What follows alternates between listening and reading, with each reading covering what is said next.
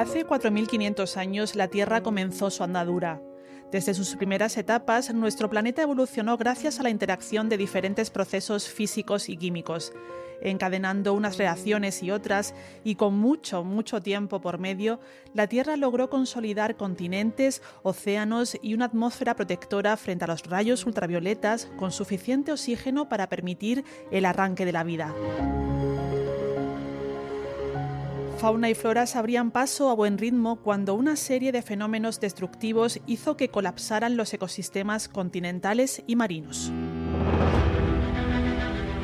Hace 250 millones de años, la vida en este planeta sufrió una crisis letal en la que desaparecieron el 90% de las especies marinas con esqueleto y el 70% de las continentales.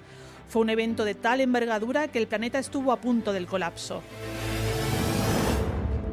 Por suerte, la Tierra se recuperó y volvió a ser poblada. Esta extinción, la mayor conocida en nuestro mundo, marcó el final de la era del Paleozoico y el inicio del Mesozoico, y quedó como un hito excepcional de nuestra historia geológica que no ha vuelto a repetirse. Ahora la comunidad científica tiene muchos más datos para saber lo que pasó entonces, y las señales de alerta se encienden porque los niveles de algunos elementos presentes entonces, como el aumento del CO2 en la atmósfera, empiezan a parecerse a los alcanzados en la actualidad como consecuencia del cambio global.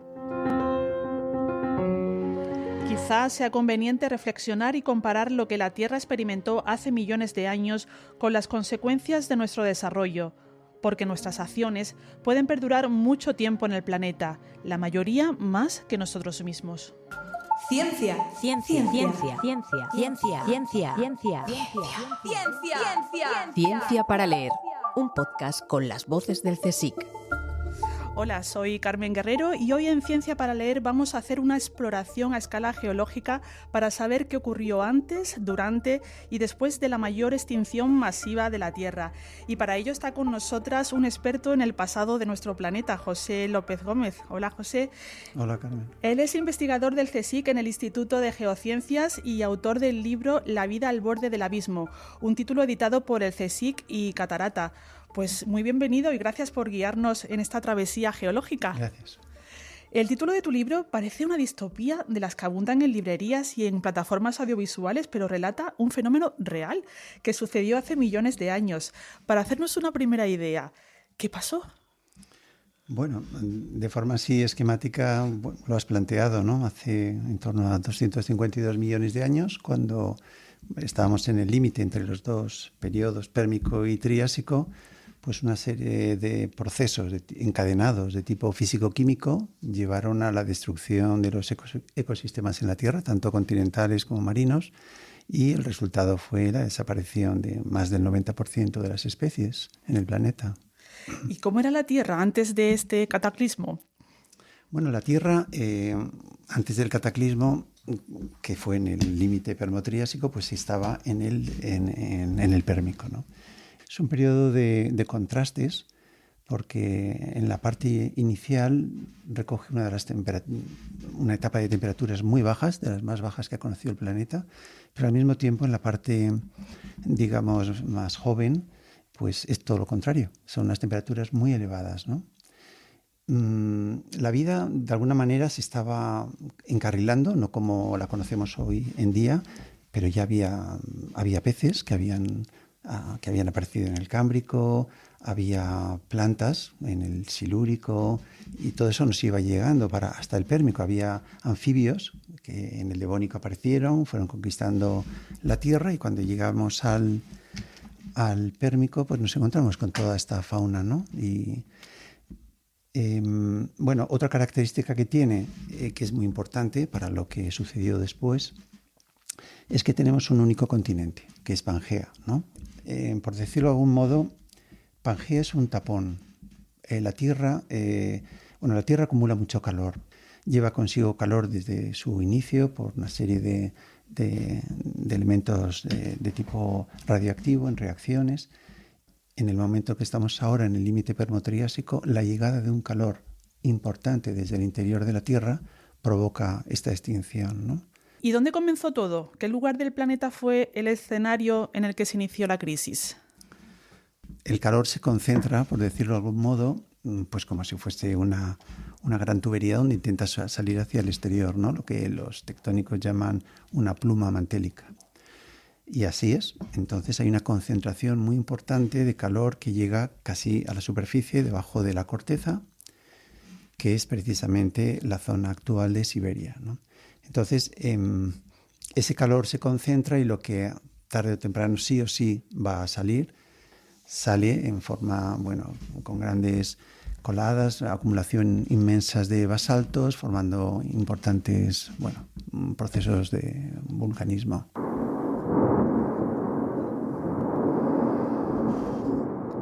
Si hablamos de un volcán, todos tenemos en la memoria reciente la erupción en 2021 en la isla de La Palma. De hecho, este sonido es una grabación del volcán canario realizada por nuestro compañero del CSIC, César Hernández. Además de las pérdidas materiales que pueden ocasionar, lo que más impresiona de las erupciones volcánicas es el impacto que producen a su paso en construcciones, bosques, animales y, por supuesto, en pérdidas humanas. Pero tú explicas que ninguna erupción de la que el ser humano haya sido testigo puede compararse en intensidad con otras etapas previas de la Tierra y, más en concreto, con el vulcanismo que desencadenó esta extinción. José, ¿tan enorme fue su envergadura? Pues así es. De hecho, hay que aclarar que no estamos hablando en este caso de un volcán. Estamos hablando de una provincia. Una provincia, en este caso sería de los Siberian Traps, que, para hacernos también una idea, son unos 7 millones de kilómetros cuadrados. Estamos hablando de una superficie como Estados Unidos. Es una provincia llena de volcanes, llena de fisuras por donde salían estos basaltos, ¿no? Claro, no tiene nada que ver. Aquí hay cálculos que, para hacer una estimación, hablando en el ejemplo que tú comentas de Cumbre Vieja, que la cantidad de CO2 emitido entre uno y otro equivaldría a 10.000 volcanes como el de Cumbre Vieja. Bueno, y a partir de ese vulcanismo masivo comienza lo que llamas en el libro, y abro comillas, una destrucción interactiva de los ecosistemas continentales y marinos. ¿Cómo se desarrolla ese ciclo destructivo? ¿Qué ocurrió ahí? Bueno, aparte de la extensión que hemos comentado, de lo que supusieron los Siberian Traps en aquel momento, bueno, lo de trap es simplemente una palabra del sueco, que viene a ser una escalera, ¿no? Significa escalera. Escalera, vale, sí. Te iba a preguntar ahora. Claro, porque bueno, es como lo que vemos por ejemplo, en Canarias, ¿no? Que cuando estas coladas se enfrían y pues bueno, tienden a formar estos escalones, ¿no? Grandes. Bien, y es importante también destacar que la acumulación en la vertical de esta provincia es que llegó a representar 4 kilómetros, 4.000 metros de acumulación vertical. O sea, en esa provincia, con esa acumulación, estamos hablando como rellenar el mar Mediterráneo 2 veces de basalto, para hacernos una idea. Pero bueno, ante lo que tú me estabas preguntando, tenemos esta lava, pero esta lava se queda en la provincia de Siberia, ¿de acuerdo? Pero lo peor no es eso, es que esta lava está acompañada por gases. Entonces los gases no se quedan allí, los gases pues se distribuyen por todo el planeta, ¿no? Pues son como aerosoles, pero terminan distribuyéndose. Entonces, entre estos destacamos el dióxido de carbono, que fueron hasta 170.000 gigatoneladas lo que se emitió. Pero esto, para ir de alguna manera adelantando, supuso una subida por el efecto invernadero de 8 grados centígrados a nivel planetario de media. Bien, esto vino acompañado de otros gases y otros elementos, por ejemplo, el flúor, el cloro, el bromo. Estos elementos, cuando salen como gas, son, como todo el mundo sabe, producen la destrucción de la capa de ozono. Al destruir la capa de ozono, especialmente los rayos de onda corta, pues estos son letales para la vida, ¿de acuerdo? Pero también salen elementos como el azufre, ¿no? como el nitrógeno. Todos estos, cuando se combinan con el agua que hay en la atmósfera, forman ácido, por ejemplo, el ácido sulfúrico, y eso precipita, evidentemente destruyendo bosques por lluvia ácida. En los océanos destruyen todos los arrecifes de coral, con todo lo que implica eso. En definitiva, es un ciclo encadenado destructivo. porque al mismo tiempo toda esta fauna y flora que va muriendo se acumula como materia orgánica que necesita muchísimo oxígeno para descomponerse, lo cual implica anoxia y más muerte. Bueno, está todo de alguna manera encadenado, ¿no? Escuchándote ya casi que podemos imaginar el panorama desolador en el que se quedó nuestro planeta, pero cuéntanos en qué estado quedó la Tierra después de todo este proceso. Sí, fue una etapa desoladora, me imagino, porque la repercusión de forma así esquemática no fue igual, aunque el resultado, como decíamos, es la desaparición de más del 90% de las especies, pero por ejemplo en los océanos los braquiópodos y briozoos desaparecen en más del 90% de las familias. Los corales prácticamente en su totalidad, los corales rugosos, los peces sufren menos, igual que los bivalvos, pero en el continente los tetrápodos, que pues la mitad de las familias desaparecen y quedan solo 4 órdenes. Y en cuanto a las plantas, los insectos, estos venían ya de alguna manera tocados por una crisis previa que hubo más de menor intensidad, pero también es importante recalcar aquí que la flora lo que está haciendo es cambiar. Está cambiando de una flora, digamos, elemental, que son las pteridofitas, que con helechos sin flores, algunas sin semillas, y lo que nos lleva es a una flora mucho más abierta, que son, bueno, dominada por coníferas, ¿no? Menos mal que hubo supervivientes. Y ahí me gustaría preguntarte, José, ¿quiénes fueron los protagonistas de la recuperación y cómo lograron abrirse paso entre tanta devastación? Bueno, sí, en efecto hubo supervivientes, entre otras cosas porque estamos nosotros, ¿no?, aquí. Pero es importante destacar que de los supervivientes quedaron pocos y además muy mal, digamos, repartidos, ¿no? Además están en unas condiciones muy malas, muy, difíciles por temperatura, falta de agua, un medio ácido, etcétera, ¿no? Y también comentas en el libro que toda esta situación, claro, de alguna forma empujó evolutivamente a esas especies y también a que surgiesen otras. ¿Cuáles fueron y cómo fue ese proceso? En realidad se produce un cambio radical en la historia del planeta porque se pasa de lo que me parece que fue Sapkowski llama una fauna paleozoica a una fauna moderna. Eso implica, digamos, para la vida es como un nuevo concepto, ¿no? La aparición de los mamíferos, la aparición de los dinosaurios, más tarde la aparición de las aves, quiero decir, es la fauna moderna, de alguna manera, ¿no? Para llegar a esto, además, los grupos que habían quedado, pues tuvieron que coger estrategias. Pues, por ejemplo, la pérdida de tamaño, ¿no? Algunos perdieron tamaño para ahorrar energía, ¿no? Otros eran los oportunistas que, intentaron ocupar zonas que habían quedado vacías, donde tenían menos competencia. Y otros, pues sencillamente intentaron buscar refugios, pues básicamente de tipo climático, ¿no? Para huir de esa situación, yéndose a zonas de latitudes más altas, ¿no? Uh-huh. La vida se abre paso, de cualquier manera, ¿no? Sí, en efecto. La extinción fue un evento rápido y muy eficiente y la recuperación fue un proceso bastante largo. Y aquí el concepto tiempo también, cuando hablamos en escala geológica, como que se dilata, ¿no? ¿Cuánto tiempo tardó en suceder todo esto que nos has relatado? Tarda mucho. Y el motivo es el siguiente. Nosotros tenemos esta zona de los Siberian Traps, que de repente entra mucho calor, hay una perturbación de los ecosistemas, etcétera, ¿no? Entonces acabamos de ver que hay una serie de grupos que consiguen superarlo. Pero claro, esto es una trampa, porque los Siberian Traps en realidad estaban latentes. Había una recuperación, algunos autores hablan de 20.000 años, otros 50.000. Pero cuando aquello estaba empezando a arrancar, ¡pum!, otra vez los Siberian Traps se ponen en marcha. Y entonces, claro, era que llovía sobre mojado, porque esos grupos todavía no habían tenido tiempo para salir adelante. Pero es que así fueron 4 veces. De manera que, al final, la recuperación llevó prácticamente 5 millones de años, hasta lo que es el Triásico medio, en el Anisiense, que es cuando de alguna manera este complejo, digamos, de vulcanismo para y aquello ya se encarrila de verdad. A nivel global, el mes de julio de 2023 fue el periodo más caliente conocido desde hace 120.000 años, y el invierno de 2024 ha vuelto a batir récords de altas temperaturas.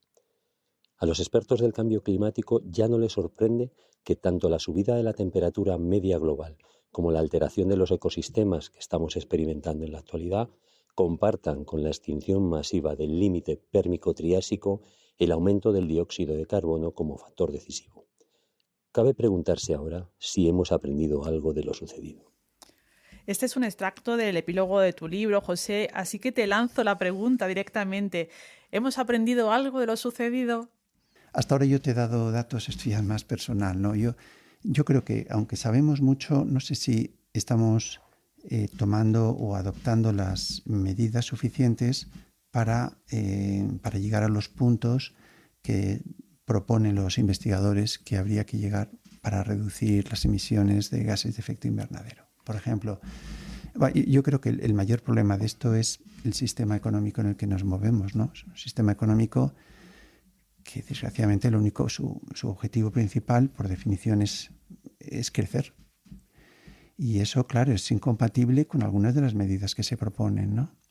Y de nuevo el calor vuelve a ser un factor decisivo en la evolución del planeta. Si seguimos así, entonces vamos camino de una nueva extinción, José. Podría ser que estuviésemos entrando, como dicen algunos investigadores, en el comienzo de una nueva extinción, ¿de acuerdo? Pero hay un dato que es muy importante. Nosotros sabemos, sin ser científicos, que vamos a la playa en verano, el agua está más caliente, vemos que hay tornados, que el hielo se derrite. O sea, eso es una cosa que nadie nos puede quitar de la vista y del sentido común, ¿no? Pero claro, ¿sabe la gente realmente pues que el ritmo de extinción de especies en este momento es como 1000 veces superior a lo que los biólogos consideran que sería natural? O que en 50 años el 60% de la fauna salvaje ha desaparecido, o que incluso en ese mismo periodo de tiempo el 90% de los grandes peces, tipos koalos, también han desaparecido, o el 50% de los insectos que polinizan, ¿no? Yo creo que eso es un tema que hay que tenerlo en cuenta. Y recupero otra vez el factor tiempo porque dices que es urgente calcular, más que nunca, las consecuencias de nuestro desarrollo. Un poco lo has respondido, pero me gustaría que incidiéramos en ello. ¿Por qué es urgente calcularlo? En la crisis que estamos hablando hay un aumento en 3.000 partes por millón de CO2 y eso se produce en torno a 20.000 años. Desaparece el 90% de las especies porque ha habido un aumento de 8 grados centígrados de media. En la actualidad, en 150 años se ha pasado de 280 partes por millón a 410 partes por millón. Hemos subido 1,3 grados de media la temperatura del planeta. Entonces, claro, no hay que ser tampoco en este caso científico para hacer una regla de 3, que es lo que nos están diciendo, que en 25 años podemos llegar a una subida de una temperatura media de 3 a 4 grados. Es que eso es así. Pero, y hablando del tiempo, también en años, también están diciendo que en 75 años, a final de siglo, podemos tener un aumento del nivel del mar de 1 o 2 metros, con todo lo que supone. O sea, eso sería la escala a la que podríamos traerlo todo. ¿Cómo he llegado hasta aquí? José, ¿tú cómo decidiste investigar la historia de la Tierra? ¿Qué o quién te llevó a estudiar geología? Bueno, esto, la verdad, bueno, a mí de pequeño y de adolescente siempre me gustó el campo, quizá luego ya más como montañero que otra cosa, pero yo creo que aquí tendría que recordar a un profesor que tuve en el instituto en su momento, que la verdad es que, bueno, me hizo tener curiosidad por todo lo que estaba pasando en la naturaleza en aquel momento.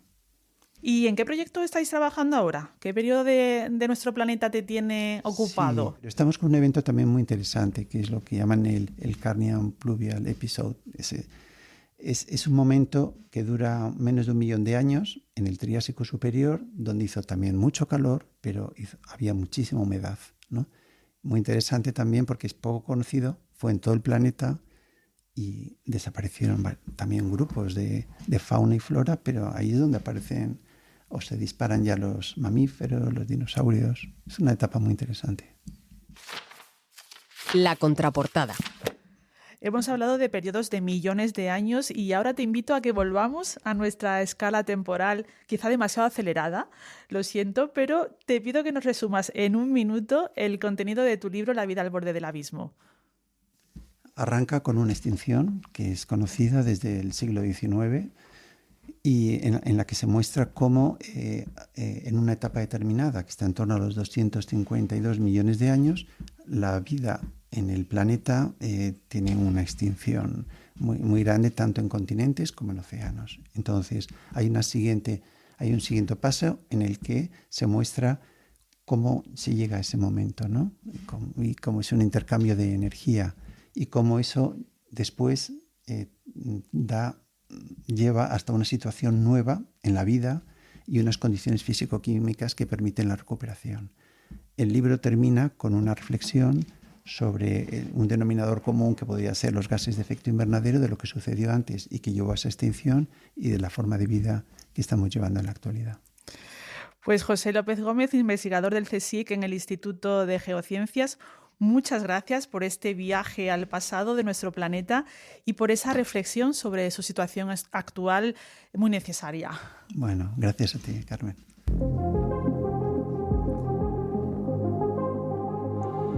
Y aquí terminamos Ciencia para Leer. En la producción ha estado Erika Delgado y delante del micro Carmen Guerrero. Además, hoy nos ha prestado su voz Juan José García Rodríguez. Muchas gracias por estar al otro lado y hasta la próxima lectura. No olvides que este libro y el resto de la colección ¿Qué sabemos de? Se puede encontrar en la librería científica del CSIC o en cualquier librería de tu ciudad. Además, todos los títulos están disponibles en formato papel o en versión electrónica en la página web editorial.csic.es.